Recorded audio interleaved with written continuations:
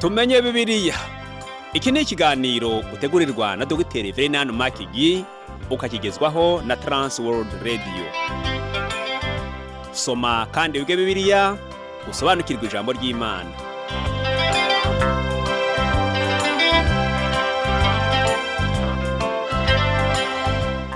Uraho neza nshuti muvandimwe uteze amatwi ikiganiro tumenye Bibiliya. Amahoro y'Imana nabane nawe.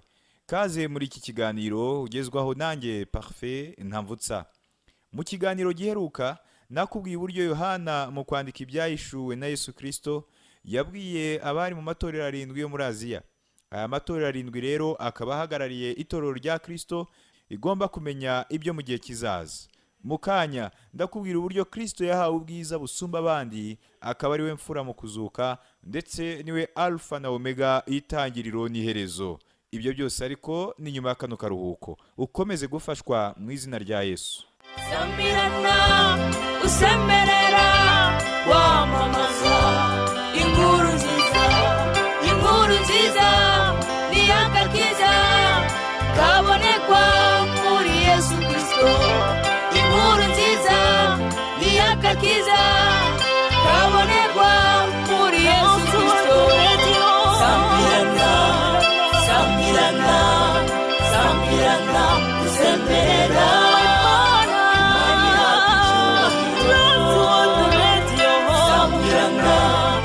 Sambirana,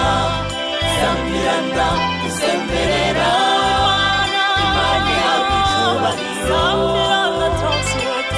Sambirana, usemerera, imani yawe icyubahiro.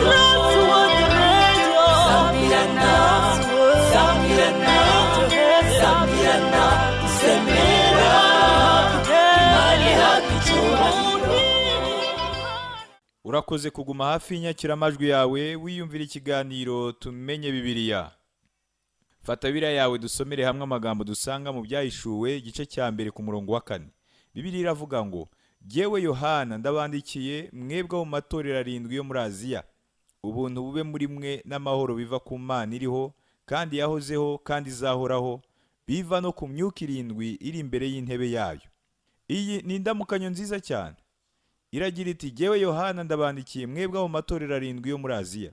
Aziya batubwira hano ni igice kinini kigize icyo twita Aziya nto ya kino gihe. Hakaba ari naho ari igihugu cya Turukiya ya none. Ntekereza ko Yohana yari azwi cyane ndetse neza muri aya matorero 7. Tuzi neza ko Yohana yabaye pastori mu itorero ryo muri Efeso. Kandi kubigaragara niwe warebereraga amatorero yose yo muri ako gace.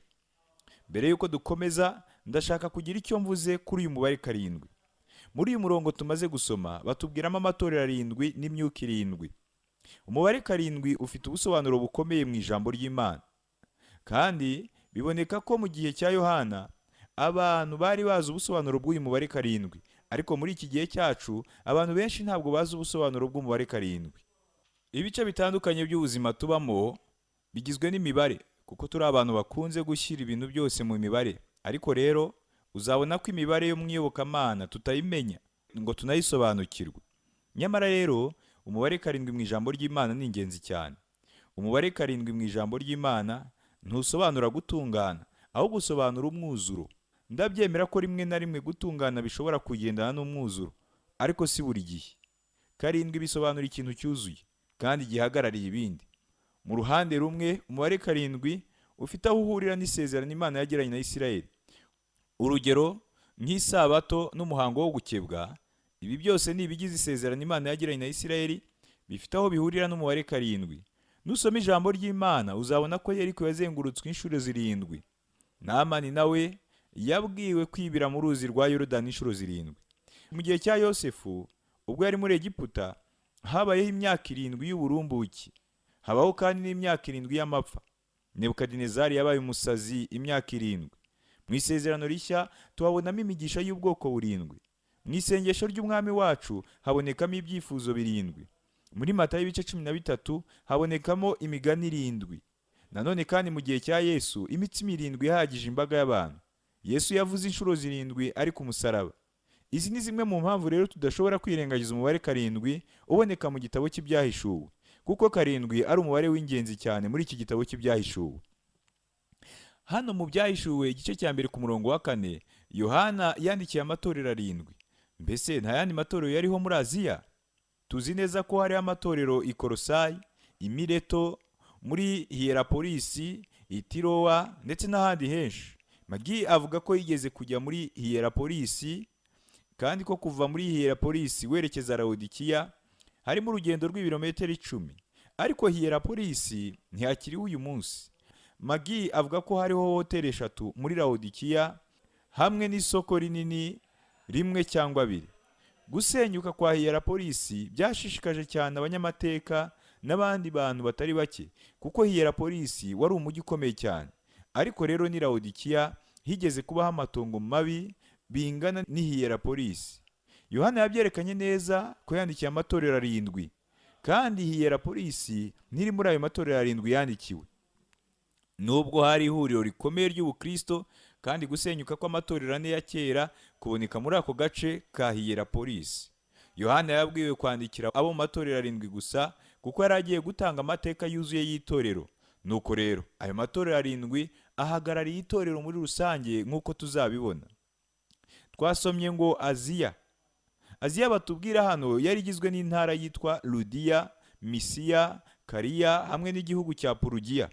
Aziya batubwira hano ntabwo bisobanura umugabane wa Aziya, nta nubwo bisobanura igice cyose cya Aziya nto ya kino gihe, iyo bita Asie Mineure mu rurimi rw'igifaransa. Aziya nto ni ijambo ryatangiye gukoreshwa uhereye mu kinyejana cya 4 nyuma y'ivuka ry'umwami wacu Yesu Kristo. Aziya Yohana avuga hano ifata igice kinini cya Aziya nto iruhande rw'inkombe y'inyanja. Yohana yaravuze kandi ngo ubuntu bube muri mwe n'amahoro. Ijambo ubuntu ni charisi mu Kigiriki, rikaba ari indamukanyo. Amahoro ni shalom mu Giheburayo, nabyo ni indamukanyo. Amahoro abonerwa mu buntu, kandi ubuntu nibwo soko y'imigisha yose dufite uyu munsi. Igitabo cy'ibyahishuwe gihishura ubuntu n'amahoro by'Imana. Haleluya! Ntabwo tugomba gutinya mu gihe turi kwiga igitabo cy'ibyahishuwe, ahubwo imitima yacu igomba kuzuramo amahoro y'Imana. Twasomye nanone ngo biva ku Mana no ku myuka 7. Ibi bitwereka ubutatu bw'Imana. Imyuka 7 bisobanura umwuka wera, ariko kandi bikagira naho bihurira n'amashami 7 y'igitereko cy'amatabaza nk'uko tuzabibona nyuma. Twasomye nanone ngo iriho kandi yahozeho kandi izahoraho. Ibi bisobanura kubaho kw'iteka ryose kw'Imana nuko Imana idahinduka. Ndagira ngo rero ureba abagize ubutatu bw'Imana. Harimo Yesu Kristo uboneka ku cyanditswe gikurikiraho, ari cyo ibyahishuwe igice cya mbere ku murongo wa 5. Yesu Kristo ni Imana mwana. Imyuka 7 igasobanura Imana umwuka wera, naho iriho kandi yahozeho kandi izahoraho bigasobanura Imana Data. Sambirana usemerera wamamaza inkuru nziza ni agakiza kabonekwa muri Yesu Kristo. Inkuru nziza ni agakiza kabonekwa muri Yesu Kristo. Sambirana usemerera Sambirana usemerera Imana yacu icyubahiro. Sambirana usemerera Imana yacu icyubahiro. Sambirana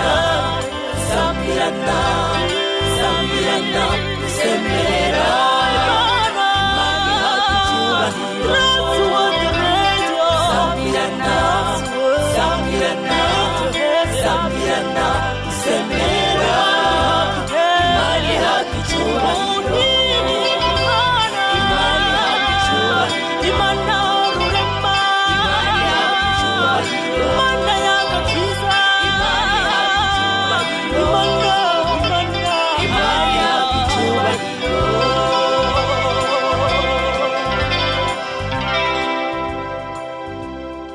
Urakoze kuguma hafi y'inyakiramajwi yawe wiyumvira ikiganiro tumenye Bibiliya. Mu byahishuwe igice cya mbere ku murongo wa 5 kugeza ku wa 6 haravuga ngo no kuri Yesu Kristo ari we mugabo wo guhamya ukiranuka n'imfura yo kuzuka, utwara abami bo mu isi, udukunda kandi watwejeshejeho ibyaha byacu amaraso ye. akaduhindura abami n'abatambyi b'Imana ye ariyo na Se, icyubahiro n'ubutware bibi by'iteka ryose. Amen. Muri iyi mirongo tubonamo inyito zihabwa umwami Yesu Kristo, kandi igitangaje ni uko Kristo ahabwa inyito cyangwa se titre zirindwi zose. Inyito ya mbere, Yesu yitwa umugabo wo guhamya ukiranuka. Yesu Kristo niwe muhamya wenyine w'iki gitabo wo kwizerwa. We ubwe arihamya. Biragoye kwizera abandi bantu, ariko dushobora kwizera umwami Yesu Kristo. Haleluya. Inyito ya kabiri, Yesu yitwa imfura yo kuzuka. Niwe mfura yo kuzuka. Ijambo imfura mu ijambo ry'ikigiriki rivuga prototokos, rikaba rifitanye isano no kuzuka. Kristo niwe wazutse bwa mbere kandi ntazongera gupfa. Iyi ni ishusho itangaje cyane. Urupfu rwabaye nk'inda yasamye Yesu, nuko Kristo ava mu rupfu yinjira mu bugingo. Imva yari nk'inda kuri we, kuko yabaye nk'uwinjiye mu nda y'urupfu. Kristo niwe wenyine wavuye mu rupfu afite undi mubiri w'ubwiza. Nta wundi wanyuze muri iyi nzira y'urupfu no kuzuka nka Kristo, ariko abantu be bazamukurikira muri iyi nzira yo kuzuka, kandi nyuma y'umuzuko itorero rizahita rizamurwa. Ibyo wayisoma mu Batesalonike ba mbere ibice 4 umurongo wa 14. Maze nyuma yaho Kristo azahita aza mu isi kwima ingoma ye. Inyito ya gatatu, Yesu yitwa uruta abami bo mu isi. Ibi bisobanura umwanya wa nyuma Kristo azaba afite ku ngoma y'imyaka 1000.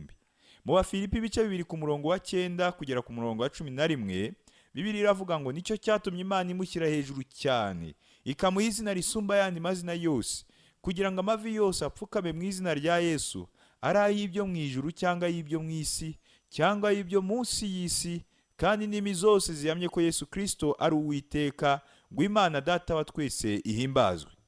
Inyito ya kane, Yesu yitwa udukunda. Iyi nshinga iri mu ndagihe, ikaba yerekana uburyo Kristo agikomeje gukunda abantu be. Igitabo cy'ibyahishuwe ntabwo cyagakwiye kudutera ubwoba cyane, kuko ari ihishurirwa ry'udukunda. Yesu Kristo ntabwo yadukunze gusa igihe yapfaga ku musaraba, ahubwo n'uyu munsi aracyadukunda. No kuri uyu munota Yesu aracyagukunda. Inyito ya gatanu, Yesu yitwa uwatwejeshejeho ibyaha byacu amaraso ye. Amaraso ya Kristo ni ingenzi cyane. Ntabwo ari ikimenyetso gusa. Mu isezerano rya kera Imana yigishije ubwoko bwayo ko ubugingo bw'inyama buba mu maraso. Aya magambo wayasoma mu Balewi igice cya 17 ku murongo wa 11. Imana yakomeje kuvuga muri uyu murongo wo mu Balewi ngo, nanjye nyabahereye gusukwa ku gicaniro ngo abe impongano y'ubugingo bwanyu. Igihe Kristo yamenaga amaraso ye, ntekereza ko yatanze buri gitonyanga cy'amaraso ye kuri wowe no kuri jyewe. Yatanze ubugingo bwe. Niba wanyemerera nkabivuga gutya, yarapfuye. Nicyo gituma ntagomba gukerensa amaraso ya Kristo nk'uko bamwe babigenza uyu munsi. Petero yaranditse ngo, kuko muzi yuko ibyo mwacungujwe ngo muve mu ngeso zanyu zitagira umumaro mwatojwe na basekuruza banyu, atari ibyangirika nk'ifeza cyangwa izahabu, ahubwo mwacungujwe amaraso y'igiciro cyinshi, nk'ay'umwana w'intama utagira inenge cyangwa ibara, ariyo ya Kristo. Aya magambo yanditse mu rwandiko rwa mbere rwa Petero igice cya mbere uhereye ku murongo wa 18 ukagera ku murongo wa 19. Ku bw'ayo maraso yamenetse, Pawulo yashoboye kwandikira wa muvugabutumwa muto witwaga Timoteyo, maze aramubwira ngo, kuko hariho Imana imwe kandi hariho umuhuza umwe w'Imana n'abantu, nawe ni umuntu, ari we Yesu Kristo. Aya magambo yanditse mu rwandiko rwa mbere Pawulo yandikiye Timoteyo ibice 2 ku murongo wa 5. Kristo yatwejeshejeho ibyaha byacu amaraso ye. Mbega ibyiza umwami yadukoreye. Inyito ya gatandatu, Yesu yitwa uwaduhinduye abami n'abatambyi b'Imana ye ariyo na Se. Abizera ntabwo bitwa abami, ahubwo bitwa abatambyi bo mu bwami bw'Imana, kandi bazategekana n'umwami Yesu muri ubwo bwami bwe. Umwami ari bugufi kuza, kandi ubwo azaza gutegeka mu isi azakuraho gukiranirwa kose. Ariko kandi mbere y'uko aza mu isi nk'umwami, azabanza aboneke mu bicu. Icyo gihe nicyo kizaba cyitwa kujyanwa ku itorero. Muri icyo gihe azaza nk'umukiza wanjye. Azaza nk'umukwe uje gutwara umugeni, ari we torero yakunze kandi akaryitangira. Azaza nk'umukunzi w'ubugingo bwanjye. Nshuti yanjye, ndashaka kukubwira ko Kristo ari umwami wanjye. Ntabwo yatugize abami n'abatambyi, ahubwo yatugize abatambyi bo mu bwami bwe, kandi tuzimana nawe. Biratangaje kumva aya magambo avuga ngo b'Imana ariyo na Se. Kuki hatanditse ngo b'Imana ari na data wacu? Impamvu nta yindi ni uko Imana ari yo se wa Yesu mu butatu, ariko atari data wacu mu butatu. Ngira ngo urabyumva rero yuko duhinduka abana b'Imana mu kwizera no kwemera Yesu Kristo nk'umukiza wacu. Ariko Kristo ubwe mu butatu afite umwanya wo kuba umwana w'Imana uhora witeka ryose. Haleluya. Sambirana, usemerera, wamamaza inkuru nziza, inkuru nziza ni agakiza kabonekwa muri Yesu Kristo. Inkuru nziza ni agakiza kabonekwa muri Yesu Kristo. Sambirana, sambirana, sambirana, usemerera,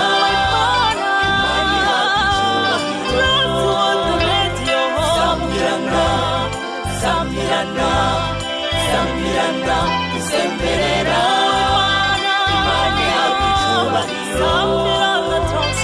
Sambirana, sambirana, sambirana, usemerera, Imana yacu icyubahiro. Sambirana, sambirana, sambirana, usemerera, Imana yacu icyubahiro. Inyito ya karindwi iboneka muri aya magambo avuga ngo icyubahiro n'ubutware bibi by'iteka ryose. Ibi bishimangira cyane uburyo Kristo ari we Amen, nk'uko twabibonye muri Yesaya. Inyito ya Kristo ya karindwi ni uko ari Amen. Yesu Kristo niwe nsanganyamatsiko y'iki gitabo. Niwe utwara byose kandi byose bikamuyoboka. Niwe mugambi wa buri kintu cyose w'iteka ryose. Buri kintu cyose nticyaremwe nawe gusa, ahubwo buri kintu cyose niwe cyaremewe. Iyi si yose iriho ku bwa Kristo.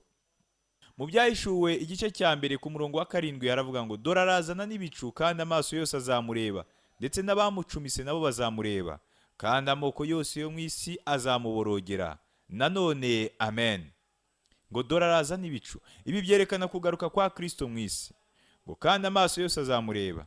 Ibi bihishura ko kugaruka kwa Kristo kuzaba kugaragara n'amaso. Tuzamubona uko ari n'amaso yacu.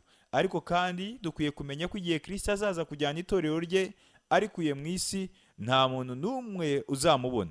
Ntabwo navuga ko bizaba ari ukujyanwa mu ibanga nk'uko bamwe bakunda kubivuga, ahubwo gusa igihe azajyana itorero, Kristo ntazagera ku isi, ahubwo abizera bazatumbagizwa maze basanganira umwami mu bicu.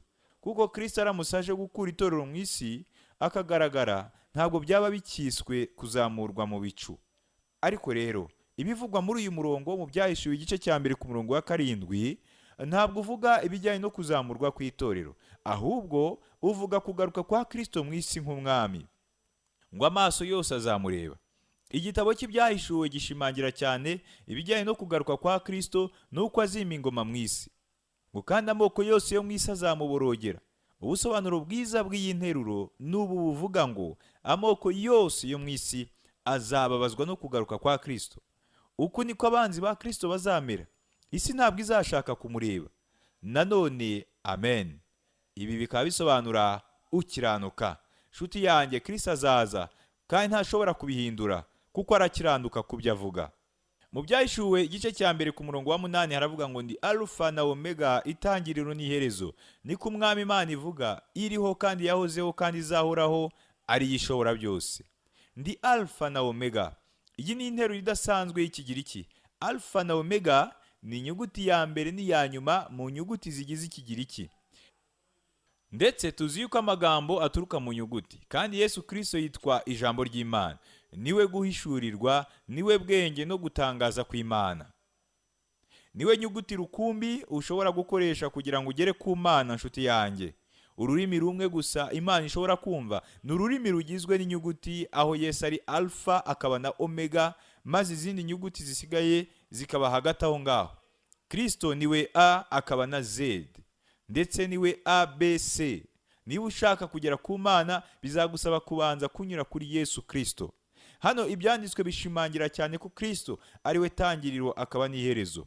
Mu Kigiriki inyuguti ya Omega ntabwo ivugwa nka Alpha. Kubera iki? Kuko Kristo ni intangiriro, kandi intangiriro yamaze kuzura, ariko iherezo ntabwo iruzura. umunsi umwe Kristo azaza gusohoza umugambi w'Imana. Ibi birahambaye cyane. Itangiriro n'iherezo. Ibi bisobanura uburyo umwana w'Imana ari uw'iteka ryose kandi adahinduka. Tukiri kuri iyi ngingo, mu Baheburayo igice cya 13 ku murongo wa 8 dusanga havuga ngo Yesu Kristo uko yari ari ejo n'uyu munsi niko ari kandi niko azahoraho iteka ryose.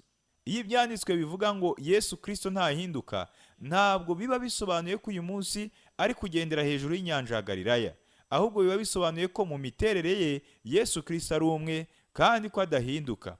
Niba ari we tangiriro akaba n'iherezo, bisobanuye ko afite ibihe byose hatavuyemo n'ibihe by'iteka ryose. Twasomye kandi ngo ni ku mwami Imana ivuga. Iyi nteruro yemeza ubumana bw'umwami Yesu Kristo. Twasomye nanone ngo iriho. Ibi bisobanura ko Kristo ariho uyu munsi kandi ko ari Kristo wahawe icyubahiro. Twasomye kandi ngo yahozeho. Ibi bisobanura kuza kwa mbere kwa Kristo umukiza wacu mu gihe cyashize. Twasomye nanone ngo izahoraho. Ibi bivuga kugaruka kwa Kristo nk'umwami w'isi, bikazaba mu gihe kizaza. Kuva ku murongo wa 4 kugera ku murongo wa 8 tubonamo indamukanyo nziza cyane ya Yohana, ari nawe mwanditsi w'iki gitabo cy'ibyahishuwe. Tukabonamo n'ihishurwa ry'umwami Yesu Kristo. Wibuke ko yavuze ko adukunda. Reka rero twe gutinya icyo ari cyo cyose gishobora gukurikiraho. Sambirana, usemerera, wamamaza inkuru nziza. Sambirana, usemerera, wamamaza inkuru nziza. Inkuru nziza ni agakiza kabonekwa muri Yesu Kristo. Inkuru nziza ni agakiza kabonekwa muri Yesu Kristo. Sambirana, sambirana, sambirana, usemerera, imani yacu. Sambirana, sambirana, sambirana, usemerera, imani yacu. Sambirana, sambirana, sambirana, sambirana, usemerera, imani yacu. Sambirana, sambirana, sambirana, usemerera, imani yacu.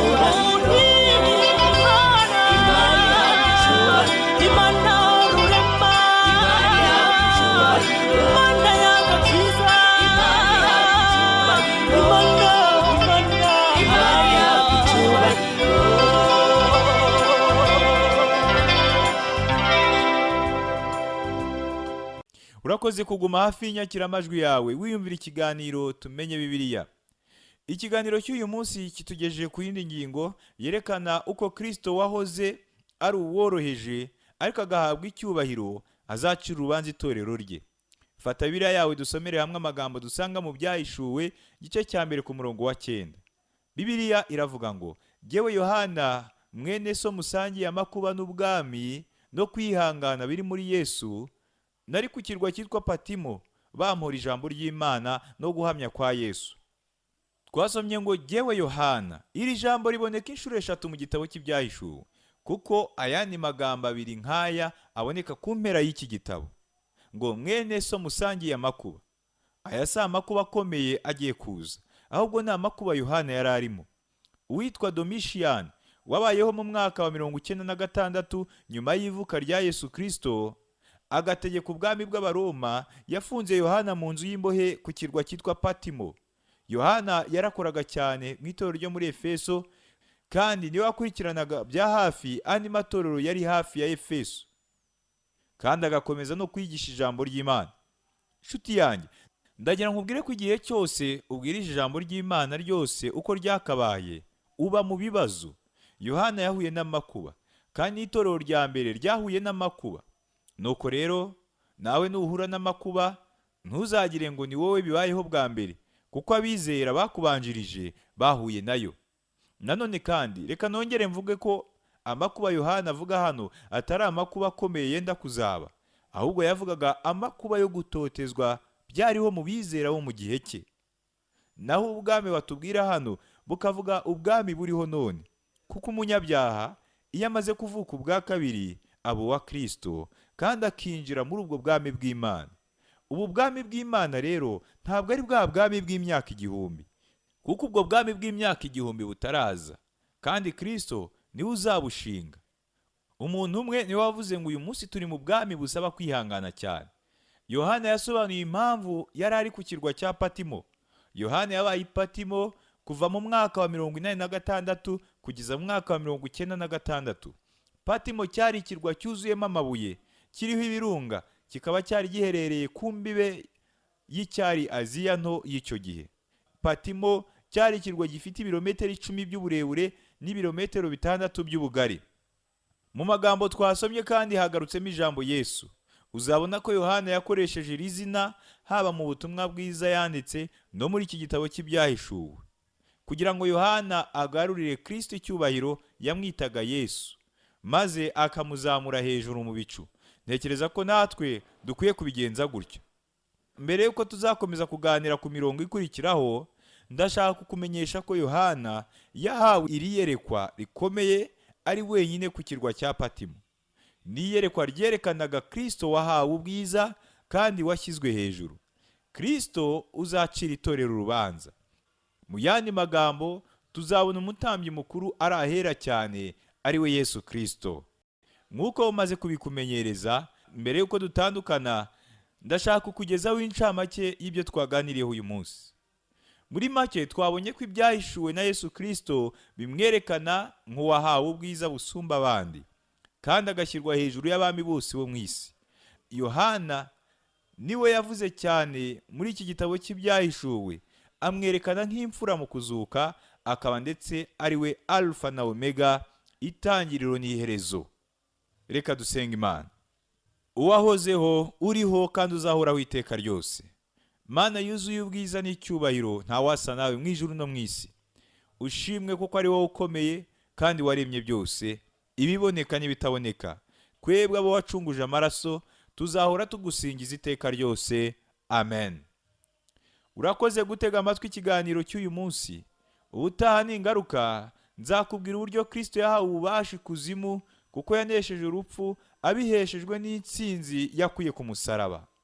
Mu gusoza rero, umwami arakubwira ngo dore ndaza vuba, hahirwa uwitondera amagambo y'ubuhanuzi bw'iki gitabo.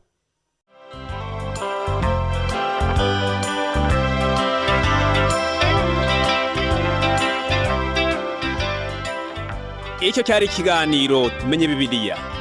Nimba wifuza kugira ikibazo, kudutera inkunga cyangwa kuduha ubuhamya, ushobora guhamagara cyangwa kohereza ubutumwa bugufiya kuri telefoni igendanwa. Inomero ni 07 81 27 90 18. Ushobora kandi kutwandikira kuri page yacu ya Facebook yitwa Tumenye Bibiliya, cyangwa kuri WhatsApp. Inomero ni 07 81 27 90 18. Cyangwa kuri email yitwa umucyofm@yahoo.fr.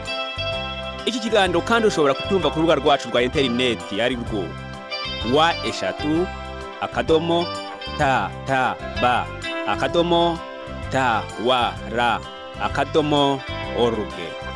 Kanda handitse ijambo ry'icyongereza rivuga ngo languages, maze uhitemo ururimi rw'ikinyarwanda.